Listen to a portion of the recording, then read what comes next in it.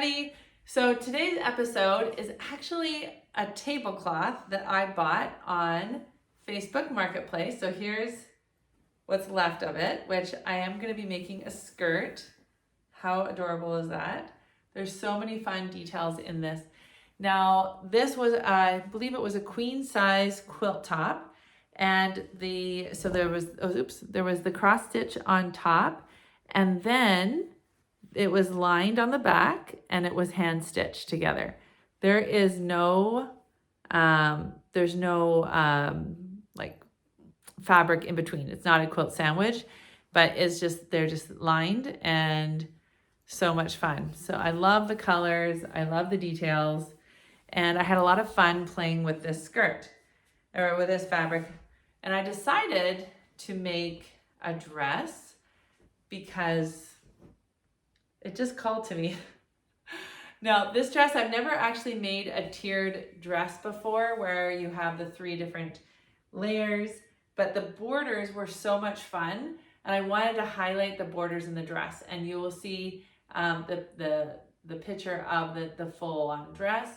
And so when I created this, I was able to do kind of a fussy cutting of that. So for each tier of the dress was a different border. And so I was able to really focus on that. And it had this really fun green stitching that I wanted to capture. And so as you can see, I'll just do a little twirl. It's a fully lined dress. And the one trick for doing this one is there's a math formula when you're making a tiered skirt or dress this way. And I will link that in the notes below, because you're going to need obviously less fabric here than for the middle one, and you're going to need the most fabric on the bottom just so you can create those tiers. So I just wanted to share a few thoughts about how you can start living a life that feels more fun and enjoyable. Now, this project in particular was kind of a risk for me. It was a whole $50, which it's just a work of art. It really is. And so there was a piece of me that felt like I was ruining it, or I was wrecking what they had. But I have to tell you, this was not used very often, and I would never use a tablecloth like this in my own house because I have humans in my house. I have 5 kids, and the idea of using this as a tablecloth or even a bed sheet makes me nervous, because you can spoil it, you can spill things on it. And so making it into a beautiful work of art.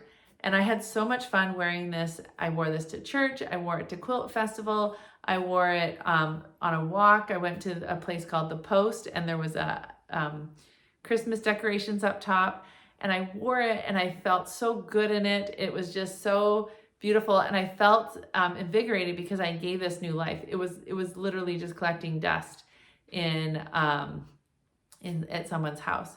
So I liberated it for $50, and I actually did have to put it together twice because I didn't quite get the math formula of the 3 panels right away, and then I caught on. So hopefully that will save you a step. It's also very flowy. It's not super fitted. So if you are a little bit insecure about your body, you don't have to be. But this is my tip for today. I want you, this is going to be hard to hear, but I want you to wear clothes that fit your existing body. So if you are a size 2X and you're still trying to shove yourself into 1X or extra large, and you're always so uncomfortable, things are always super tight, they don't feel nice, you need to stop doing that.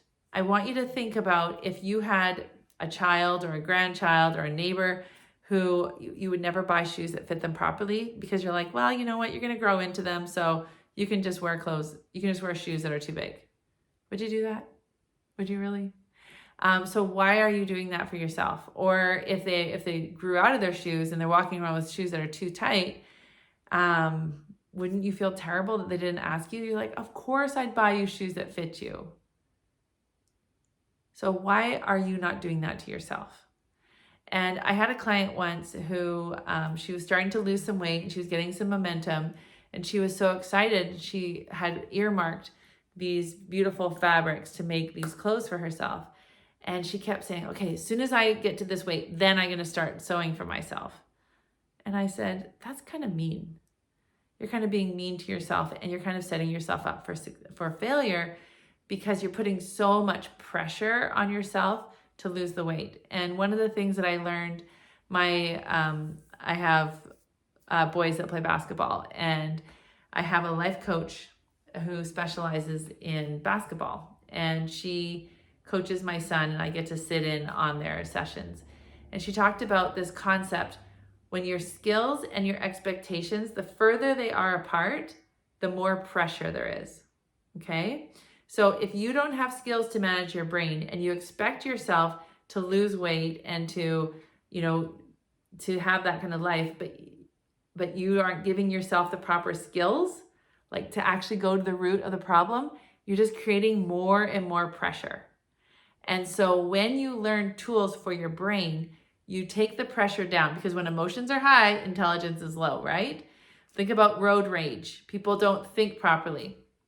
And so when you can learn these skills for your brain, then you can align what is realistic for you. What are realistic expectations for you to be accomplished? And so you lower the pressure, and you're able to be more successful. I promise it is like such a game changer. If you want to learn more, of course, I have my podcast that gives you so many tools, but I have a lifetime membership where women join, they pay once and they're in for life. And I help them to truly see what's going on so they get the full picture and they can start creating the life that they want. And I'm going to tell you something that's a little bit crazy.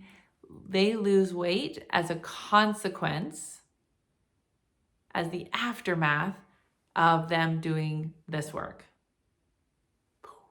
Because weight loss really isn't ever about the food. I think I will teach you the weight loss science. I will teach you how to make your own eating plan and troubleshoot it. I will definitely help you with those basics 100%. You have to have a solid foundation.